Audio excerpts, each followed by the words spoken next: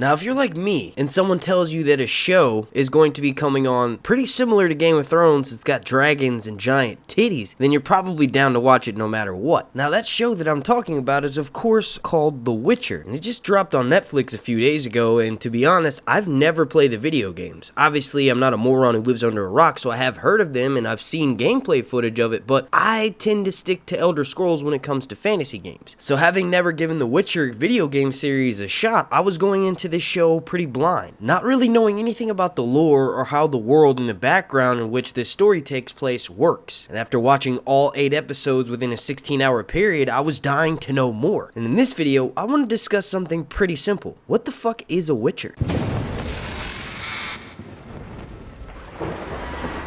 Now before we get started, super quick, please slap a like on this video as the like goal is going to be 420. Also, make sure you're subscribed and then make sure every notification's turned on so that way you get alerted every single time I drop a video. Now for those who don't know, The Witcher, written by Andrzej Sapkowski, I think I said his name right, is actually a series of fantasy short stories, and it's got several novels. I think it's like 5 or something of them, but the main focus of those short stories is a Witcher known as Geralt of Rivia. Now before we go any further, I'm just going to go ahead and address this because it may get annoying if I don't to those of y'all watching and listening to this video, but I'm going to be comparing the shit out of this to Game of Thrones. The main reason being is because the mythology involved in both fandoms are very, very similar, all the way from purple-eyed women to a war that took place before the story begins about a newly found continent that was being settled by humans that was already settled by otherworldly creatures. I mean, the similarities when you go down the list are insane. I'm sure most of you all noticed if you watch the actual series on Netflix, we got some creatures that were very similar to the Children of the Forest. But anyway, getting back on track here, Witcher is actually someone who was taken as a child and forced to be put through rigorous tests and training, and they actually do all sorts of experiments with their body, which sort of makes this borderline the science fiction. I mean, they take these alchemical potions that mutates them in a way that makes them stronger, be able to withstand way more serious injuries than the average man, have sort of a natural resistance to certain poisons, and they also can heal way faster than most people. Now, all of these experiments and physical training and mental preparation is done all in efforts for one thing, and that's literally to kill monsters and get paid for it. And the main reason why they do this is because, unlike in Game of Thrones, monsters in this world are very much real and very prominent. You know, if you've seen Game of Thrones, it kind of shies away from the magic elements too much, aside from sort of like undead and then dragons. This show isn't afraid to do that. All types of magic are used, and in my opinion, this is what elevates it from regular fantasy television series to high fantasy. They're not afraid to take that jump, and it really does pay off in the series. But just sort of continuing on here, one of the side effects of all of the Witcher's trials and tribulations that they go through in order to actually become a Witcher makes them sterile. I can't really remember because at this point I've only watched the show on Netflix one time all the way through, but Witchers are actually sterile. They can not have children, which is similar to Yennefer, who was a mage who we know had like some sort of medieval spina bifida, and she sacrificed her uterus in some sort of blood magic ceremony where she became this beautiful, attractive woman, but she can no longer have children. It's very similar to the Witchers, where they're given all this power and all this these incredible abilities, and it comes at a great loss. They can no longer make an heir or someone that will carry on their lineage. And if I'm making a little prediction here without not knowing much of how this story is going to go, I think that Yennefer and Geralt are going to bond over their ability to not be able to procreate. I think that's something that would have eventually happened if Game of Thrones got another season. Maybe we would have found out that Jon Snow can no longer produce an heir similar to Daenerys. But that was one of the things that, upon immediately finding out about this story, that magic, you know, we have that scene where Yennefer is a younger version of herself, and she's at the sort of witch school, if you will, and she's learning how to take energy from a dead flower, or from an alive flower rather, and use it to levitate a rock. That sort of principle makes the most sense. You can't have a gain without losing something first. In my opinion, that's what makes a great storytelling. It's like, it's not hard to tell a good story. All you have to do is make it believable. Having something like consequences for gaining something, or in this case, the losing of the life of the flower in order to levitate the magic, is awesome. I think that's a really good principle to stand by, and we see it later on in the series when homegirl Fringilla, the sorceress of Nilfgaard, is literally making her mages sacrifice themselves, turning them into balls of giant energy, and then hurling them at the keep where Yennefer and the other mages who defied the brotherhood Brotherhood are trying to make a stand against Nilfgaard. Now, just to sort of summarize here and wrap this video up, the Witchers are taken as children, and they are subjected to intense, insanely hard alchemical processes. They're forced to, like, take mutagenic compounds, and they're forced to exercise relentlessly and endure all types of magical training, all in order so that they can do one thing: slay monsters and get paid for it. Now, aside from Geralt, who is the main Witcher that we follow throughout the entirety of this series, there was another Witcher that we saw who got killed, and we don't really know how many of them are existing in their world right now. Geralt does mention that there aren't any new Witchers since the sack of Kaer Morhen, but I'll save that for another video. Now, if y'all want me to make more videos on the Witcher series, let me know down below in the comment section, and I'll try to do like a character breakdown for each person we sort of see on the show. And if you want, I'll maybe even try to break down some of the more unexplained events that we're probably going to see in the up and coming seasons. I want to thank you all so much for watching. If you could please slap a like on this video. The like goal is going to be 420. Also, make sure you're subscribed, and then make sure you have your notifications turned on. I want to thank you all again so much for watching. My name's Mark, and this has been Sir Hunt's